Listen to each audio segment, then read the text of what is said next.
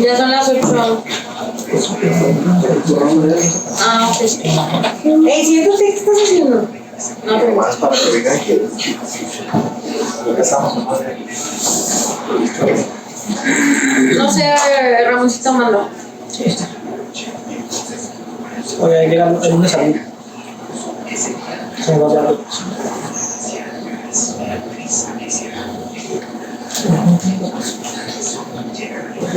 Bueno, pues vamos a dar seguimiento al tema que habíamos estado ya revisando, que es la dosificación de medicamentos. En esta diapositiva pues hablábamos del coeficiente de cribado, que prácticamente se usa en aquella modalidad donde se utiliza el principio de convección, en la cual pues nos representa el paso de una sustancia a través de una membrana, en este caso, pues por una presión externa, ¿no? Y pues va a ser determinado con un número, ¿no? Que es de 0 a 1. Cuando se aproxima a 1 o tiende a ser 1, quiere decir que esta molécula ha pasado con mayor facilidad esa membrana, y cuando se acerca a 0, entonces es que esta molécula no puede atravesar esta con facilidad, ¿no?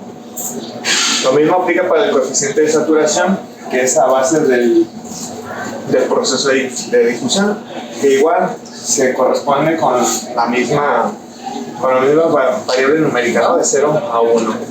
Para poder yo obtener este coeficiente, pues solamente tengo que hacer una división entre la concentración de ultrafiltración, eso en la cuestión de que yo utilice el coeficiente de cribado, entre la concentración en sangre, ¿sí? Para poder tener este coeficiente. En caso de que sea el coeficiente de saturación, en lugar de ser la concentración del ultrafiltrado, va a ser la concentración en el líquido dializante. Y cuando no es posible, en este caso, obtener este coeficiente, yo lo puedo asegurarme o obtener una idea cuánto se está eliminando de esas moléculas a través de la unión a proteínas. ¿Sí? Entonces, tengo que restar 1 menos esa proporción de la unión a las proteínas, ¿no? Que ya veíamos un ejemplo, el propofol, que se va en el 95-98%, entonces sería 1 menos, ejemplo, ¿no? 0.95 a 0.98, que prácticamente del 5 al 2% sería lo que se está eliminando de este medio, ¿no?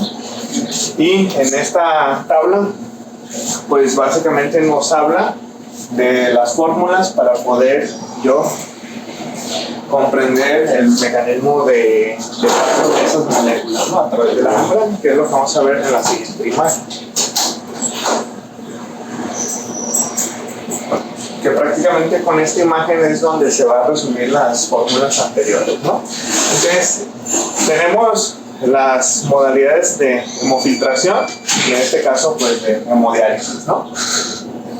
Recordemos que en la hemofiltración pues tenemos un líquido prefiltro y un líquido postfiltro, ¿no? Entonces esto es lo que también va a jugar ese papel importante para el aclaramiento de los fármacos. Tenemos el filtro en este punto, el líquido de reemplazo y el efluente, ¿no? En caso de que sea el líquido post-filtro o que sea un líquido post-dilución, el aclaramiento va a ser, en este caso, el ultrafiltrado por, en este caso, el coeficiente de cribado. ¿Sí? Es lo que me va a dar esa tendencia de ese aclaramiento del fármaco. En caso de que el líquido sea prefiltro, ahora sí va a ser ultrafiltrado por, en este caso, el coeficiente de cribado por un factor de dilución, ¿sí? Que ya lo veíamos en clases pasadas, que en este caso sería el QV, que sería el flujo sanguíneo, entre el flujo sanguíneo más el flujo, en este caso, del líquido prefiltro, ¿sí? Entonces es necesario tener este factor de corrección en el predilución. ¿Esto por qué? Porque una vez que se administra líquido prefiltro, pues va a haber una dilución del mismo flujo y por ende va a haber pues, menos aclaramiento de las moléculas, ¿sí? A comparación si fuera en este líquido post-filtro, que prácticamente aquí entraría el flujo neto y acá pues es el líquido prefiltro más el flujo sanguíneo, por eso hacerle este factor de corrección. En la cuestión de la hemodiálisis, en este caso el aclaramiento va a ser igual por el flujo, en este caso, bueno, el flujo de diálisis por el coeficiente de saturación, ¿no? Y en el caso de la hemodiafiltración, entonces es el ultrafiltrado más el flujo de diálisis por el coeficiente de saturación, ¿no? Para estimar más que nada el aclaramiento de los fármacos. ¿Hasta aquí alguna pregunta?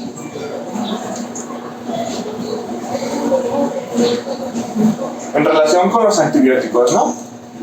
La mayoría del manejo de los fármacos en la terapia renal sustitutiva lenta continua, pues vamos a encontrar literatura en relación a los antibióticos. Sobre otros fármacos realmente hay estudios muy limitados y que básicamente no se modifican. Entonces, hablar de antibióticos, pues tenemos que hablar de aquellos fármacos que son dependientes de la concentración, dependientes del tiempo, o también aquellos que son mixtos, ¿no? Dependientes tanto concentración y tiempo, que aquí básicamente puede variar de acuerdo a la literatura. Hay autores que catalogan la vancomicina como dependiente de la concentración. Bueno, en cuestión de dependiente de la concentración tenemos, por ejemplo, los aminoglucósidos y las fluoroquinolonas. Este va en relación a que debemos de tener una concentración plasmática para, en este caso, sobrepasar una concentración mínima inhibitoria del crecimiento bacteriano. Y a comparación del dependiente del tiempo, como los beta-lactámicos, en este va en relación al tiempo que va a perdurar o que va a alcanzar esa concentración mínima inhibitoria, ¿no? Ahorita lo vamos a ir viendo. Para los fármacos que tienen área dependientes de concentración, manejamos un área bajo la curva, ¿no? Como los aminoglucósidos y las fluoroquinolonas. Y en caso de los fármacos dependientes del tiempo, pues manejamos en este caso ese tiempo que tarda, ¿no?, alcanzar esa concentración inhibitoria. Sin embargo, para que aquellos fármacos dependientes del tiempo lleguen a ser efectivos o alcancen esta concentración inhibitoria, se necesita menos del 40 hasta el 60% de ese tiempo alcanzado. Sin embargo, en diferentes autores pues, han reportado que al menos para que se pueda ser efectivo pues, es alcanzar el 100%. En este caso, pues tenemos 3 autores que nos modifican la dosis del efluente y para ellos, pues ellos manejan ciertas dosificaciones de estos fármacos, ¿no? Primero, pues tenemos un objetivo farmacodinámico, ¿no? Por ejemplo, la amicacina, para tener esa concentración pico o concentración máxima en relación a esa concentración mínima inhibitoria, pues se requiere al menos pues alcanzar mayor o igual a 10 miligramos, en este caso por litro, ¿no?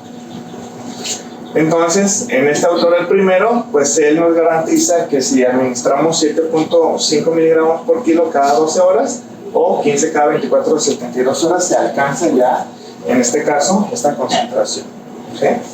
En el caso de este segundo autor, con esta dosis de efluente, vean que la dosis pues tiende a ser ahí casi similares, ¿no? Sin embargo, pues ellos dejan una dosis de carga, 10 miligramos por kilo, y posteriormente una dosis subsecuente de 7.5 cada 24 o 48 horas, ¿no? Y a 25, primero ya, pues en él utiliza igual una dosis de carga de 10 a 15 miligramos por kilo, y posteriormente una dosis subsecuente de 7.5, ¿no? Pero vean cómo también, pues la dosis del efluente es lo que me va a ir modificando la dosis, ¿no? A comparación, por ejemplo, de los beta-lactámicos, la piperacina y el tazobactam, que para alcanzar al menos ese 50% de ese tiempo para alcanzar la concentración mínima inhibitoria, pues se requiere una concentración al menos o un objetivo plasmático de 16 miligramos por litro de la piperacilina, ¿no? Por lo cual, estos autores vean que las dosis no oscilan demasiado, ¿no? 4.5 gramos cada 8 horas, y solamente que este autor, vean, por la disminución del efluente, pues me disminuye esa dosis, ¿no? Y vean también, pues aquí independiente del tiempo, el tiempo que se debe de infundir.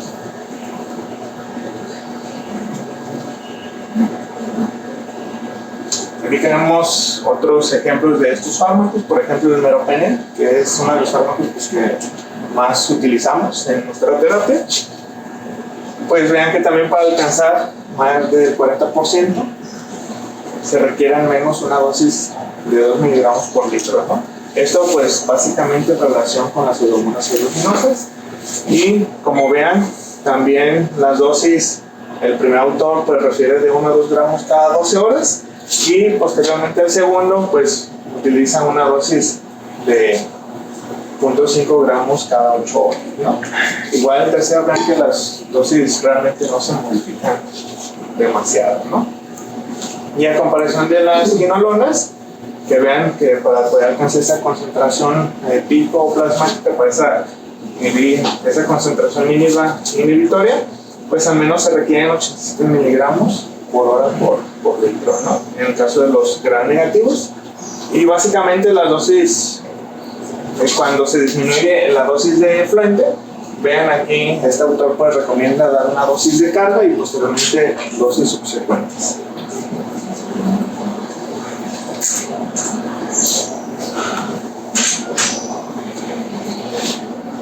Entonces tenemos estrategias de administración de los fármacos, ¿no? Tenemos infusiones estándar que se pueden administrar durante 30 minutos o hasta 1 hora, infusión prolongada de 3 a 4 horas y la infusión continua, ¿no? Que es aquel fármaco que se va a administrar hasta por 24 horas. Y aquí tenemos un algoritmo para administrar estos fármacos, ¿no? Primero, pues tenemos que preguntarnos, ¿no? Si el fármaco que voy a administrar es tiempo o concentración dependiente, ¿no? En caso de que sea tiempo dependiente, pues aquí nos dan los ejemplos, ¿no? Los betalactámicos como las penicilinas, cefalosporinas o carbapenémicos, ¿no? Entonces, hay que ver el objetivo farmacodinámico, ¿sí?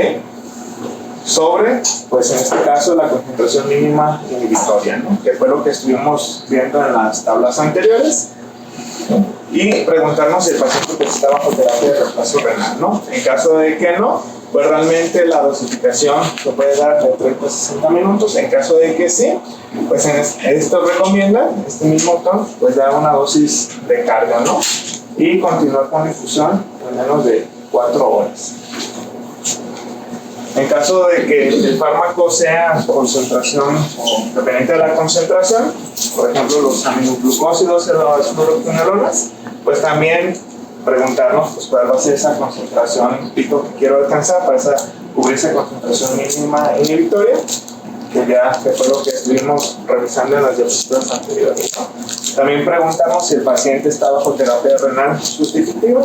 En caso de que sí, ellos recomiendan pues dar primero pues un bolo de este fármaco, ¿no? Para poder saturar en este caso el compartimento central y ya después pueda alcanzar con mayor rapidez, en este caso pues las concentraciones que requiero para inhibir en este caso, ¿no?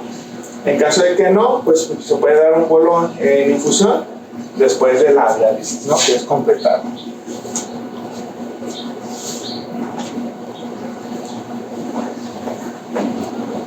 En este estudio, pues realmente del mismo estudio de renal se llevó subsecuentemente o se estuvo evaluando la variabilidad de la concentración de los antibióticos en los pacientes diabéticos, ¿no? Que pues recibieron reemplazo renal, ¿no? Y básicamente pues evaluaban pues la farmacocinética de este mismo, ¿no? Se evaluaron 24 pacientes en la cual pues de estos 24 se hicieron modificaciones en los tratamientos y se hicieron 40 combinaciones de los antibióticos propiamente. Las dosificaciones que utilizaron en estos casos, vean el meropenem, pues aquí se administró 500 cada 8 horas, un paciente solamente cada 12 horas, 1 gramo cada 8 horas en 4 pacientes, igual 1 gramo cada 12 horas en 4, ¿no? Con la piperacilina 4 gramos cada 6, cada 8 y cada 12 horas, ¿no? Igual con el tazobactam y la vancomicina 1 gramo, pues una vez al día, y el ciprofloxacino, ¿no? Que se estuvieron evaluando.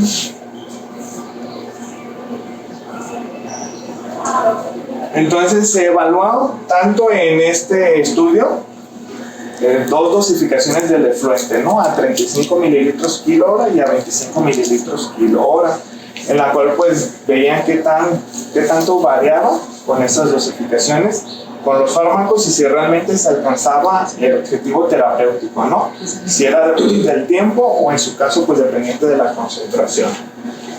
De los resultados como tal, encontraron que el 15% de los fármacos administrados no alcanzaron el objetivo terapéutico y solamente el 40% realmente se alcanzó el objetivo mínimo, ¿sí?, de estos pacientes.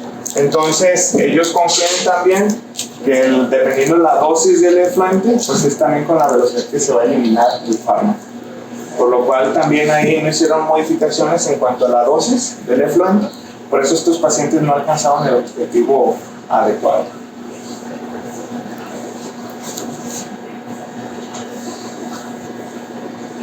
Entonces ya con las bases que hemos estado hablando, pues las bases farmacológicas y realmente los cambios que suceden a nivel de la terapia de reemplazo renal continua, por el aumento del volumen de distribución propiamente, las fórmulas del aclaramiento dependiendo si está en hemodiálisis, si está en hemofiltración o hemodifiltración, pues básicamente son ya modelos establecidos, modelos matemáticos, y en la cual pues nos resume totalmente en estas tablas, ¿no?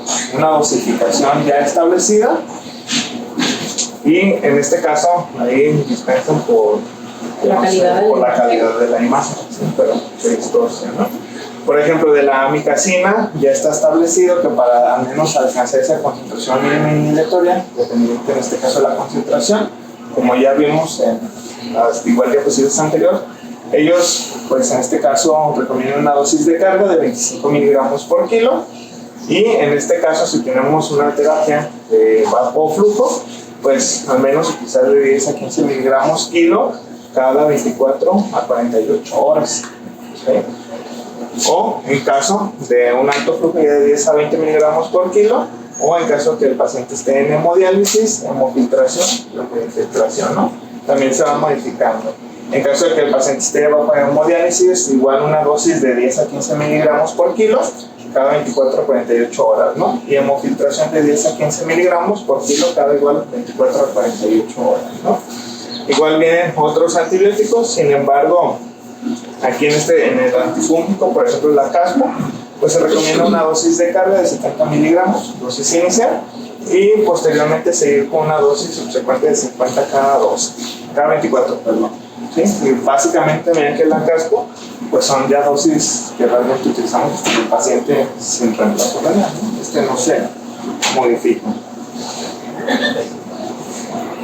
En caso de las cefalosporinas, pues sí, como cefalexima, no se recomienda seguir dosis de carga, igual dejar dosis de 1 a 2 gramos cada 8 horas y dependiendo también en este caso pues la modalidad, dejar 1 a 2 gramos cada 8 horas en hemodiálisis o igual de 1 a 2 gramos cada 6 a 8, ¿no? O hasta 2 gramos en el caso de la hemofiltración.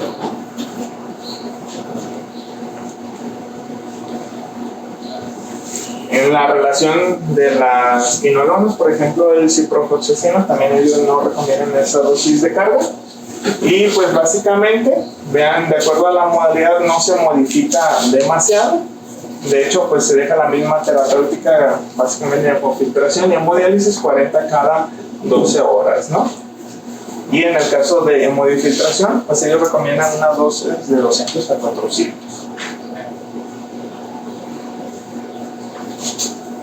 En la relación, vean, también de la gentamicina, aquí en este punto solamente nos da el apartado, en caso de infección del tracto urinario, pues básicamente no se van a modificar esas dosis, ¿no? Dejando igual una dosis de carga de 2 a 3 miligramos por kilo y pues solamente dejar una dosis de 1 miligramo por kilo cada 24 a 36 horas.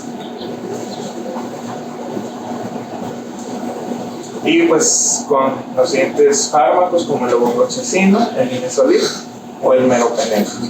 Que vean el meropenem con las gráficas anteriores, pues son las mismas dosis que ya habíamos estado manejando.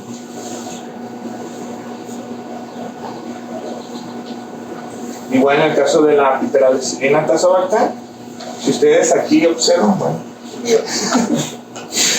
Es que no. ya sé, 4.5 gramos cada 6 horas, ¿sí? O 3.355 gramos, ¿no? Que básicamente es la misma dosificación que vimos en relación a la dosis de efluente, ¿no? Si este estaba hasta 25 o hasta 33 mililitros kilo hora.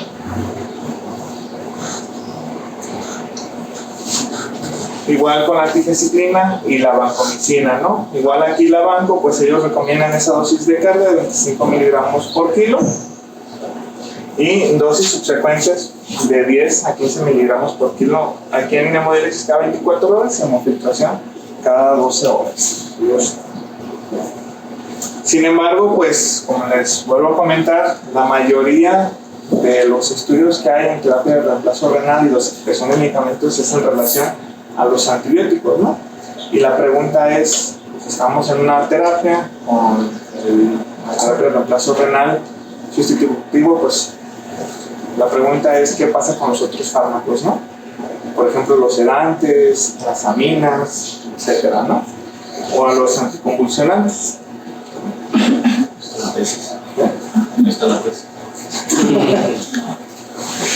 Sin embargo, hay estudios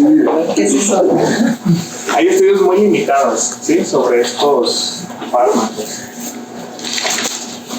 Y de hecho, en la mayoría pues no hay recomendaciones que cambiar sobre las dosificaciones de estos, ¿no? Listo, sí, sí.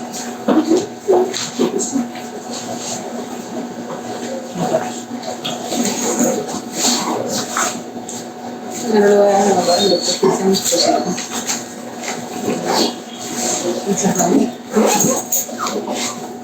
Bien, esta es una tabla donde nos habla en primer apartado, pues, en este caso los analgésicos, ¿no? Analgésicos opioides principalmente. Aquí nos habla pues del tamaño molecular. Vean que la mayoría de los fármacos pues tienen un peso molecular menos de 500 daltones, ¿no? La unión a proteínas, vean en este caso pues que la metadona y el fentanilo tienen mayor unión, ¿no? Es mismo. Volumen de distribución y la vida media, ¿no? Las características igual farmacocinéticas y farmacodinámicas de los mismos fármacos y la misma eliminación, ¿no? Pero ¿qué nos dicen aquí? Realmente las recomendaciones y los ajustes en los pacientes críticos con proceso de terapia renal, pues por ejemplo en el fentanil ellos nos hacen una recomendación de 12.5 a 50 microgramos IV pues cada 30-60 minutos. Pues básicamente es la misma dosis estándar que podemos utilizar para consideraciones de analgesia, ¿no? De 0.5 hasta 1 microgramo por kilo, ¿no? Y a comparación, por ejemplo, de la metadona, también de 5 a 10 miligramos ahí cada 12 horas. Aquí en esta revisión, que fue básicamente la que nos habla de otros fármacos, de hecho en nos hablaba de analgésicos, sedantes y anticonvulsivos, ¿no? También pues ya vemos que en la terapia utilizamos pacientes, se utilizan anticonvulsivos en pacientes que tenemos aquí, ¿no? De los pacientes algunos con trauma de cráneo, que llegan a convulsionar o estatus epilépticos, etc., ¿no? Y que han hecho pues también pues falla renal aguda y que han requerido pues terapia renal sustitutiva, ¿no? Y vean también cómo estos nos hacen esas recomendaciones ajustarlos, ¿no? Que prácticamente estos pues no es la gran diferencia a las dosis habituales. Por ejemplo, el levetiracetam pues se mantiene hasta 1 gramo cada 12 horas.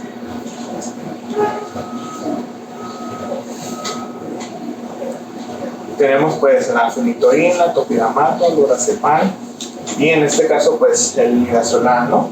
Que prácticamente pues, también lo llegamos a utilizar, ya sean como sedación para procesos ansiosos o en este caso estatus epilépticos o bajo ventilación mecánica, ¿no?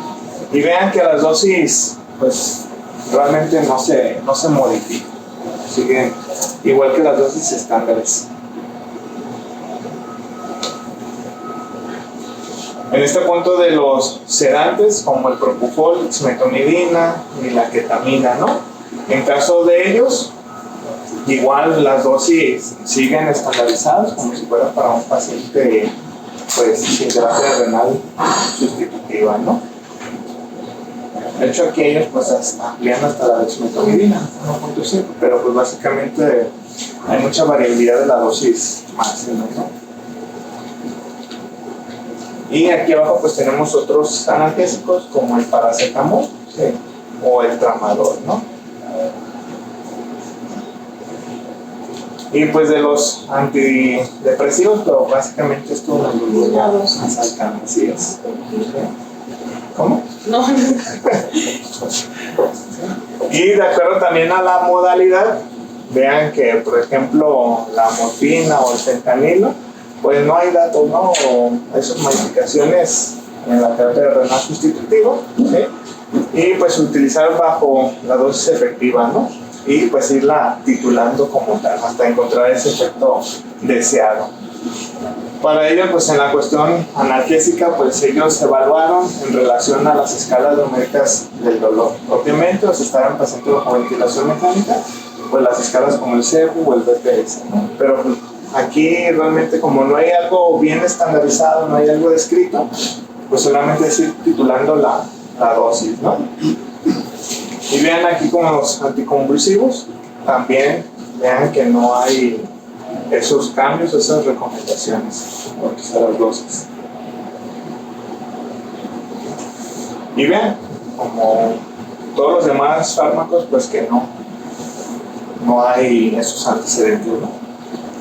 Y que prácticamente llegan a ser fármacos que también utilizamos en la terapia intensiva.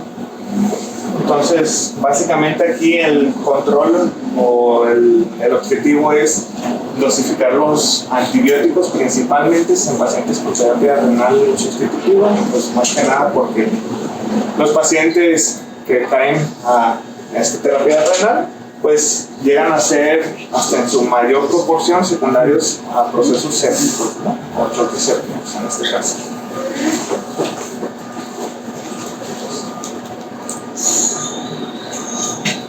Pues ya pueden escoger uno de los que no hay datos y hacer su tesis. No hay datos. Para el virus plasmático, Lorazepam. Y ya, no hay datos. Primero,